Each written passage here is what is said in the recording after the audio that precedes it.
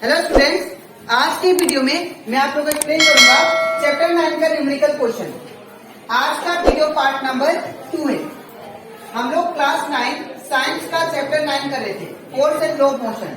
इसके पिछले वीडियो में मैंने आप लोग को इस चैप्टर का जितना भी टॉपिक था वो सारा एक्सप्लेन कर दिया है और इसी के साथ साथ दैट इज चैप्टर 9 का जो न्यूमेरिकल क्वेश्चन था पार्ट 1 में मैंने आप लोग को एनसीईआरटी न्यूमेरिकल क्वेश्चन मैंने करवा दिया। ठीक है, तो अगर आपको सारा न्यूमेरिकल क्वेश्चन और इस चैप्टर का हर एक टॉपिक अच्छे से एक्सप्लेनेशन चाहिए तो आप लोग उसको मेरे यूट्यूब चैनल में जाके उसको देख सकते हो। ठीक है, इसी के साथ साथ अभी तक हम लोग क्लास 9 साइंस का चैप्टर 1, चैप्टर 2, चैप्टर 3 और चैप्टर 8 मैंने आप लोग को हर एक टॉपिक इन सारा चैप्टर से मैंने आप लोग को एक्सप्लेन कर दिया।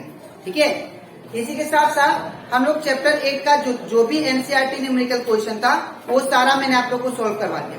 तो अगर आपको सारा कंसेप्ट वो सारा न्यूमेरिकल क्वेश्चन अच्छे से सीखना है तो आप लोग उसको मेरे यूट्यूब चैनल में देख सकते हो। ठीक है, तो स्टार्ट करते हैं अच्छा क्लास।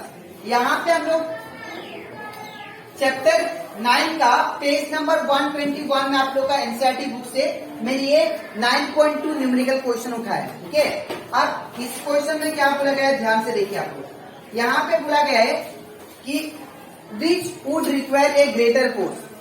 हम लोग को यहाँ पे दो कंडीशन दिया है और दोनों कंडीशन में से हम लोग को दोनों में से किस में ज्यादा फोर्स चाहिए वो पूछा है।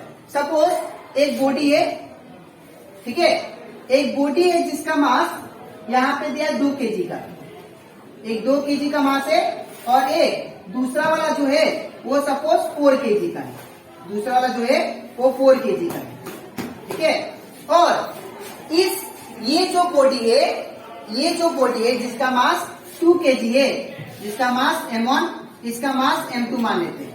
तो ये जो बॉडी है इसके ऊपर कितना फोर्स लगाऊं, दैट इज 2 kg वाला पे इस बॉडी के ऊपर में कितना फोर्स लगाऊं ताकि ये इसका एक्सेलरेशन जो हो जाए वो आपका 5 मीटर पर सेकेंड स्क्वायर हो जाए।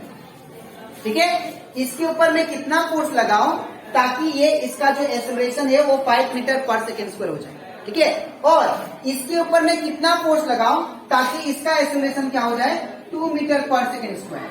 ठीक है, तो अगर एक बॉडी है जिसका मास 2 kg है और उसका acceleration 5 metre per second square है और दूसरा बॉडी है मास 4 kg, उसका acceleration 2 metre per second square है, तो बताइए इन दोनों में से कितना फोर्स लगाऊं ताकि ये इतना एक्सेलरेशन में चलने लगे।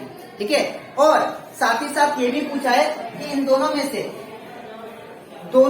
ज्यादा फोर्स किसको चाहिए, इन दोनों में से इतना एक्सेलरेशन लाने के लिए दोनों में से कितना ज्यादा फोर्स चाहिए, दोनों में से ज्यादा फोर्स किसको चाहिए इतना मूव करने के लिए। ठीक है, तो वो कैसे फाइंड करेंगे ध्यान से देखिए। सबसे पहले गिवन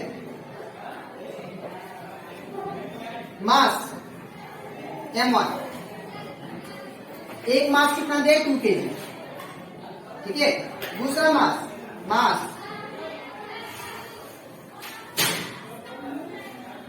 m2, ये कितना दिया है 4 kg। दूसरा एक्सेलरेशन कितना दिया है दैट इज a1,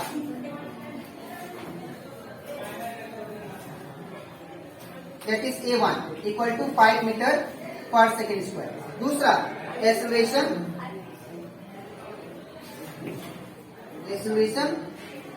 a2, दूसरा क्या दिया acceleration that is 2 metre per second square.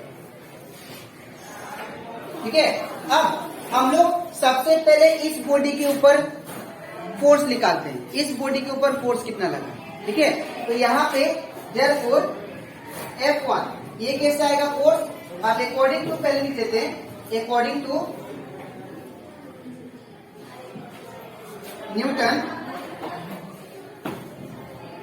Newton second law. अब न्यूटन सेकेंड लॉ से क्या जानते हैं हम लोग, जो फोर्स है F इक्वल टू वो किसके बराबर है, मास इंटू एक्सेलरेशन के बराबर है। ठीक है, तो यहाँ पे F इक्वल टू क्या होगा m है।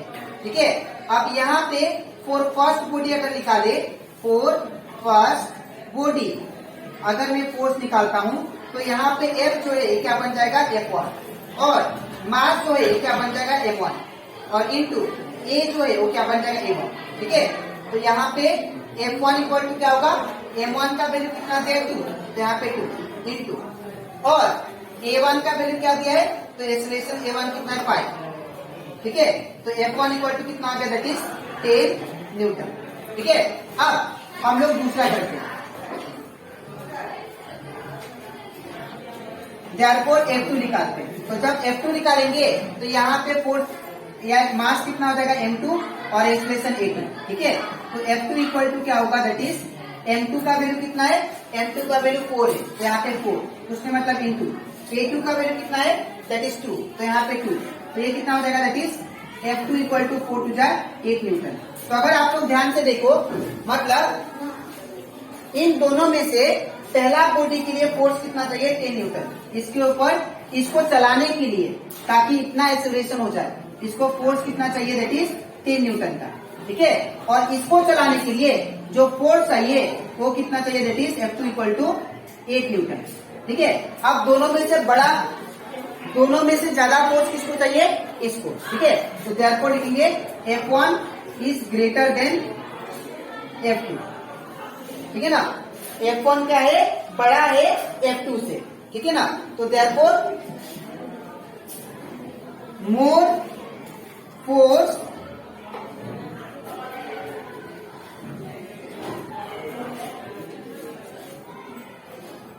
जैसे लिखेंगे the greater force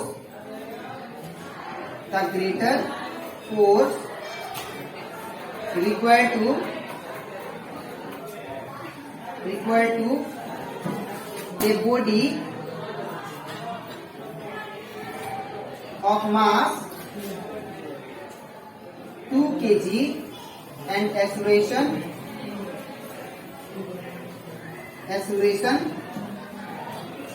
5 metre per second square. तो ग्रेटर फोर्स किसको चाहिए, greater force required to a body of mass 2 kg to get acceleration of 5 metre per second square, ठीक है। तो आई होप आपको ये क्वेश्चन, न्यूमेरिकल क्वेश्चन अच्छे से क्लियर हो गया, ठीक है।